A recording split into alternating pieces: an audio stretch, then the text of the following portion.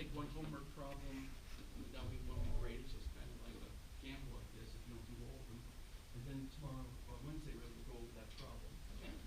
And I said, don't spread too much about homework. I grade it pretty liberally, you know, from like, you know, on a scale of 10. Okay? But, like I said, what you should look at the homework mostly is to make sure that you know the material. Okay? And I've said this many times, and I'll repeat it again. The exams are very representative of the homework. Okay? So if you're doing the homework conscientiously, you know the stuff, there's no reason you shouldn't score very well on the examination. Okay.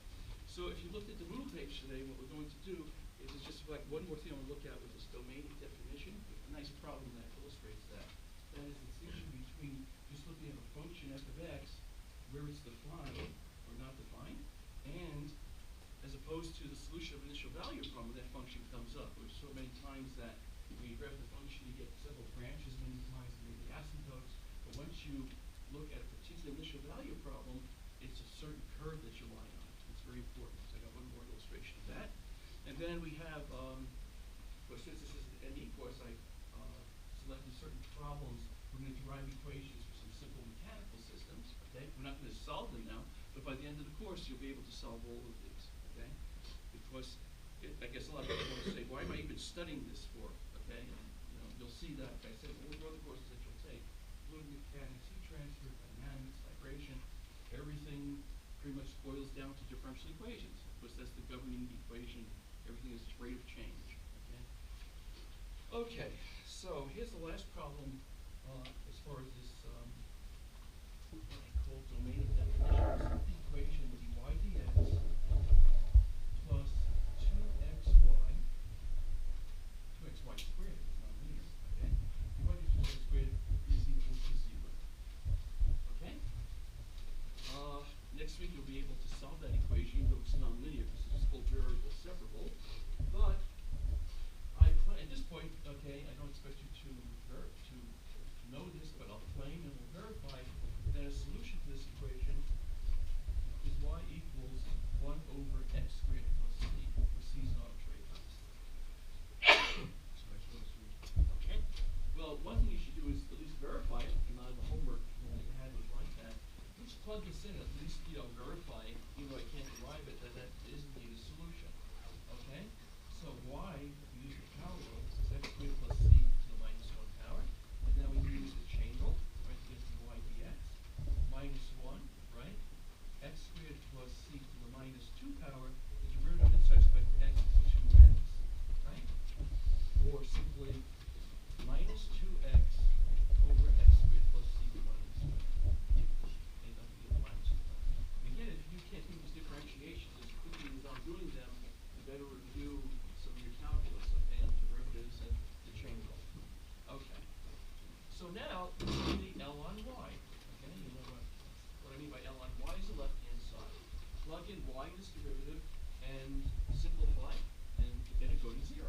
That's a solution. Well, you got dy dx, that's going to be 2x over, minus 2x over x squared plus c quantity squared is the first term, plus 2x times the square of y.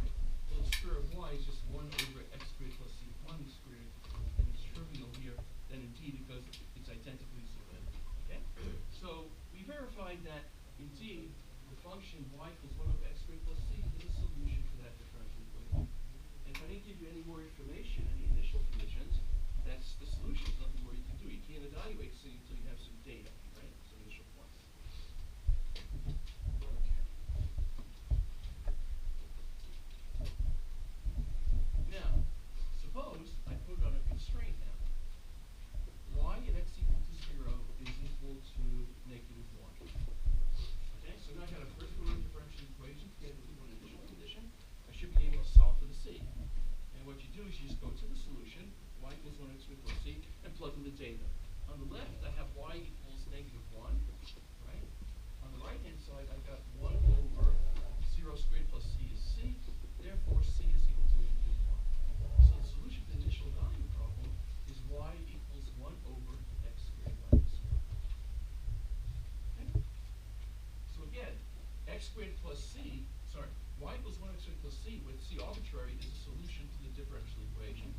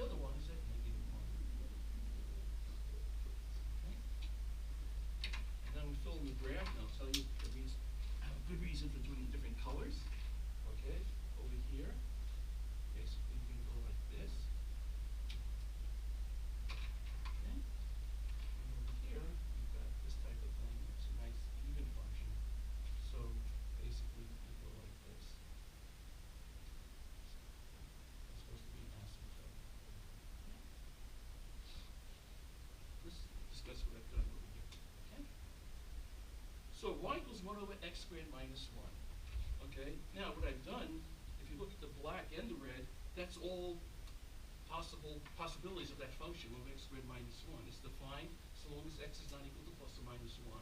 So you get this section over here, and it asymptotes to plus infinity, asymptotes to 0 as we go to infinity, right? You got another one over here to the left of negative 1. Then you got this red in between, right? And that's the one basically that goes through 0, negative 1. So that's the thing which I want to emphasize. 0 minus 1. Okay? So, although all of these are solutions to the differential equation, the black and the red, the only one basically that satisfies the initial condition is the red curve. Okay? So the domain of definition for the solution of the differential for the initial value problem, let me just make this explicit, okay? The domain of initial value problem, IDP, is minus 1 less than x less than 1. Only values of x plus or minus 1, or the red curve. Okay? Again, this is very important. Again, this is a trivial example, but I could give you one where you would be able to draw it so easily. And what happens, again, imagine going to something like MATLAB and trying to solve this with MATLAB. You can, okay? It's easy enough, okay? And what happened is that you get out of MATLAB, you get a vector, and we're going to actually, next topic is we're going to have a little MATLAB lecture, okay? And what happens with MATLAB is that when you solve the differential equation, you get two arrays coming out, like the x vector and the y vector. And they correspond to points on the curve, x1 with y1, x2 with y2. And you just find that if you graphed it, yeah, you go 0, you get 0, negative 1, and you get this point, you get this point, you get this point. And if you try to force the integrator to go to 1, it's going to blow up, okay? You can't, it doesn't basically, see, that's why this thing makes no sense for the initial value problem. Because we said, again, for a differential equation, the function by definition has to be differentiable. Obviously, it has to be continuous, right? So there's no way that you say the solution to the differential equation is here and then it jumps to here. No, once you give the initial value, it's only the red curve that's well defined for that particular initial value problem. Okay? Similarly, if you take MATLAB and say, okay, integrate backwards for me, which you can, they'll pick up this point, this point, this point, this point, and the closer you get to negative 1, things will start going to minus infinity, and the program will blow up. You'll get an error message, because you can't go past minus 1. Okay? Like I said many times, here it's obvious because you get the explicit solution, but imagine you're doing something where you really need the computer because you can't solve it analytically. You may get into something like this, okay? And then you may say, gee, maybe my integrator isn't good, maybe there's a bug in the program. Well, in reality, perhaps the physical situation, like I said, it's a shock wave or some type of turbulent boundary layer. Maybe that's actually a manifestation of the physical characteristics of the system. Okay, so you have to, again, a good synergy between engineering or insight and the mathematics is always the way to go on these things. Okay? So, now just to give you another problem over here. Suppose I have the same differential equation, okay? And I say that the curve goes through the point x equals 2, y equals a third. You evaluate C, you find again that C equals negative 1, and then you have 1 over x squared minus 1, and now you'd be on this curve, because this guy contains the point x equals 2, y equals a third. Okay? So if I change the initial condition from going through 0, negative 1, that it should go through 2, comma, a third, then it's this branch is the solution of the initial value problem. And the domain then would be all values of x greater than 1. Okay? So it's the initial value problem which picks out amongst these different disjoint curves which one is the actual solution. Okay? So I think we have enough on that. And there's some homework on that also. And it's a very important concept, like I said. It's very, once you understand this, it seems kind of trivial, but again, very important. Okay.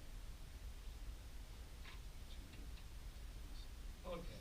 What we do now is something, I'm just going to state it, okay, because it is in the book. It's called the existence uniqueness theorem. We're not going to prove it, okay, it's something which we've done in the graduate course, but it's a very important question, okay? Namely, if I just write down some arbitrary differential equation, who says a solution even exists? And if it does exist, it may not be unique. Just to give you an example from algebra, okay, this one you can see right away. So I have x squared plus y squared equals minus 25. There's no real values of x and y to solve that equation, right? Because the left-hand side has to be greater equal to 0 if x and y are real. Okay? Well, there you can see it. Okay? But maybe, how about this equation? X e to the minus x sine xy minus 2y squared tangent of x radical y equals 0. Whoa, you know, not as obvious as that, but question again, are there any solutions to that? Okay? Is it unique? Okay? So these are the type of things, this is just an algebraic equation, right? Where I write things like that. Do they have a solution to that? So now we're going to talk about existence uniqueness for first order initial value problem. Okay? I'll just clearly state what it is, and then we'll illustrate it. Probably best to just use an example first to see why you believe you need this. Okay? So here's an example of a differential equation where the solution is not unique. Let's consider the differential equation dy dx is equal to x radical y. Okay? And I'll give the initial condition y of 0 equals 0. Okay? Now you may think that, like the problem we did before, oh, once you give me the differential equation and you give me an initial condition, there's one and only one solution. But I'll show you that there's not. Okay? There's two solutions to this. One by inspection is y of x identically 0. It's called the trivial solution, right? Certainly y of x identically 0 satisfies this. It's 0, the term 0 is 0, and here the radical 0 is 0. And it goes through 0, 0. Okay? This is just illustration. However, there's also a non-trivial solution. Another solution is y equals 1/16 x to the 4. Okay? That also goes through 0, 0, and I'll let you do the mathematics. If you do dy dx, it's obvious you get 1/4 x cubed, and the right-hand side is also 1/4 x cubed. Okay? So both of those, and they're quite different, right? Y of x identically 0 is, the x-axis is one solution, and what does this guy look like? A 16th x to the 4th. It's even, and it's kind of like just looks, grows really fast like that, I guess, right? There's the second solution, right? This solution and this solution are quite different, yet they both satisfy the same initial value. Okay. So, well, this goes back to, antiquity almost, okay? One of the first things that people who look at differential equations were concerned with is, how can I tell a priori if something like this will happen?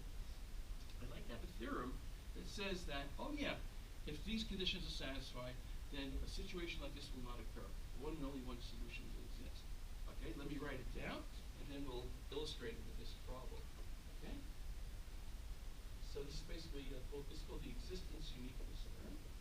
Again, we're not going to prove it.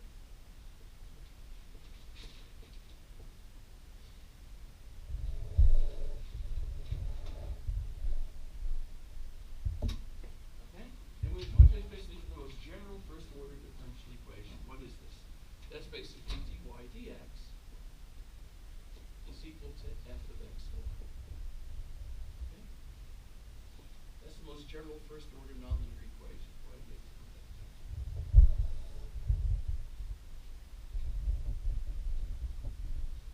Okay?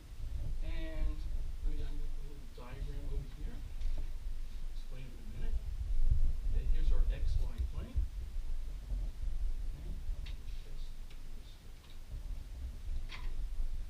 Basically, we need a rectangle over here in the xy plane.